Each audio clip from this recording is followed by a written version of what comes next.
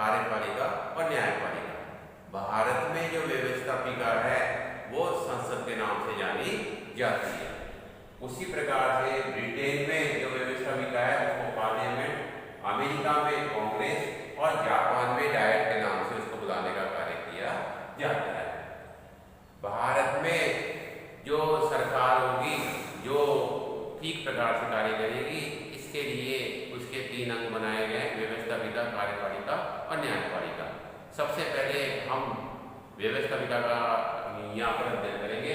भारत में संघीय जो व्यवस्थापिका है जिसको हम संसद के नाम से बुलाते हैं, उसका अध्ययन यहाँ पर हमारे द्वारा किया जाएगा। भारत में आधुनिक समय में, वर्तमान समय में संसद है, लेकिन प्राचीन काल में भी भारत में इसकी व्यवस्था देखने को मिलती है। ऋग्वेद का जब अध्ययन करते हैं तो उसमें बताया गया है कि उस समय भी सभा और समिति नाम की 2 संस्थाएं हुआ करती थी, जिनके माध्यम से हम कह सकते हैं कि भारत में प्राचीन काल में भी लोकतांत्रिक शासन की व्यवस्था रही है। आगे हम देखते हैं यहाँ पर पृष्ठभूमि कि भारत की संसद भारत में होनी चाहिए, उसके लिए पृष्ठभूमि किस प्रकार से तैयार हुई। आजादी से पहले भारत में ब्रिटिश लोगों का शासन था और भारत में अंग्रेजों ने यह दिखाने के लिए कि हाँ भारत में शासन संसदीय व्यवस्था के अनुसार किया जा रहा है, उसको लेकर कई कानून बनाए, अधिनियम पास किए। उसकी शुरुआत उन्होंने 1833 के चार्टर से की। उसके बाद में उन्होंने 1909 का अधिनियम पास किया, 1919 का जिसको द्वेष शासन अधिनियम कहते हैं वो पास किया। उसके बाद में 1935 का भारत शासन अधिनियम पास किया और इसके माध्यम से यह बताने का प्रयास किया कि भारत में शासन पूर्ण रूप से संविधान के द्वारा किया जा रहा है। और सन 47 में भारत को स्वतंत्रता प्राप्त होगी और उस समय भारत के संविधान का निर्माण चल रहा था और उसके बाद में सन 50 में भारतीय संविधान लागू हो गया। आगे हम बात करते हैं संसद के गठन की कि संसद का गठन भारत में किस प्रकार से किया गया है।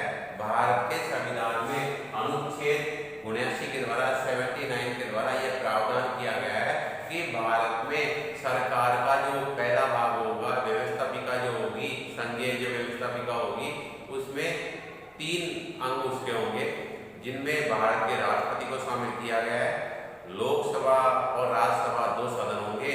इन तीनों से मिलकर भारत की संसद बनेगी, वो संसद भारत की संघीय संसद कहलाएगी। और यह प्रावधान भारतीय संविधान के अनुच्छेद 79 में 79 के द्वारा किया गया है। आगे हम अध्ययन करते हैं संसद सदस्य होने की योग्यताएं। भारत के संविधान के द्वारा संसद का सदस्य बनने के लिए कुछ योग्यताएं निश्चित की गई है। दोनों सदनों के लिए, लोकसभा हो या राज्यसभा हो, पहली योग्यता है कि वह व्यक्ति जो भारत का नागरिक हो वह संसद का सदस्य बन सकता है, संसद के दोनों सदनों का सदस्य बन सकता है, उसका भारत का नागरिक होना आवश्यक है। दूसरी योग्यता है कि राज्यसभा का सदस्य वही व्यक्ति बन सकता है जिसकी आयु 30 वर्ष हो और लोकसभा का सदस्य वही व्यक्ति बन सकता है जिसकी आयु 25 वर्ष हो चुकी हो। इसके साथ साथ वह व्यक्ति जो संसद का सदस्य बनना चाहता है वह पागल नहीं होना चाहिए और दिवालिया नहीं होना चाहिए। यह भारत के संविधान के द्वारा संसद का सदस्य बनने की कुछ योग्यताएं निश्चित की गई है। आगे है शपथ कि भारत में संसद का जो सदस्य है उसको सांसद कहकर बुलाते हैं, अंग्रेजी में उसको एमपी कहकर बुलाते हैं। भारत में संसद के सदस्य को राष्ट्रपति या राष्ट्रपति के द्वारा नियुक्त कोई भी जो व्यक्ति होता है वो इनको शपथ दिलाने का कार्य करता है। उसी क्रम में राज्यसभा का जो सदस्य होता है उसको राज्यसभा के सभापति के द्वारा शपथ दिलाने का कार्य किया जाता है और लोकसभा के सदस्य को लोकसभा का जो अध्यक्ष होता है उसके द्वारा शपथ दिलाने का कार्य किया जाता है। आगे है संसद के सत्र। संसद जो भारत की संसद जो लोकसभा और राज्यसभा से मिलकर बनी हुई है उसके सत्र 3 सत्र मुख्य रूप से होते हैं, बजट सत्र, मानसून सत्र और शीतकालीन सत्र।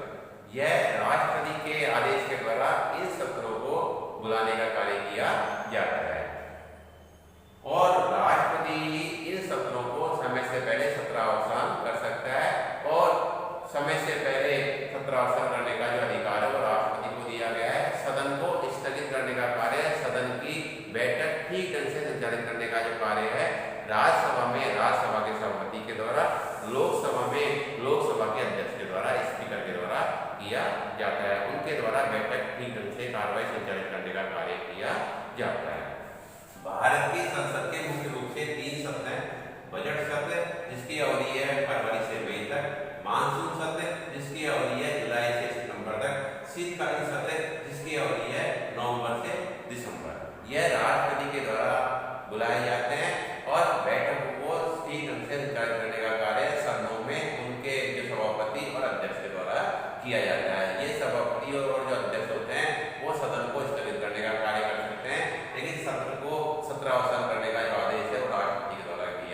जाती है। आगे है गणपूर्ति और कोरम कि सदन की जो सदस्य संख्या है, लोकसभा की वर्तमान में कुल सदस्य संख्या जो है वो 545 है और उसके लिए लोकसभा की बैठक संचालित करने के लिए यह प्रावधान किया गया है कि कुल सदस्य संख्या का 10वां भाग अध्यक्ष को मिलाकर पीठासीन जो अधिकारी बुलाते हैं उसको मिलाकर लोकसभा की सदस्य संख्या का 10वां भाग उपस्थित होने चाहिए। मतलब 545 के में से जो कुल जो सदस्य हैं 55 जो सदस्य हैं वो उसके अंदर उपस्थित होने चाहिए, तब लोकसभा की बैठक संचालित की जा सकती है। उसी प्रकार राज्यसभा की बैठक संचालित करने के लिए ठीक प्रकार से सदन की कार्रवाई चलाने के लिए कुल सदस्य संख्या में से 25 सदस्य जो हैं वो उपस्थित होने चाहिए, तभी लोकसभा और राज्यसभा की जो बैठक है वो संचालित की जा सकती है। इसी को हम गणपूर्ति कहते हैं, इसी को हम कोरम कहते हैं। आगे है भाषा।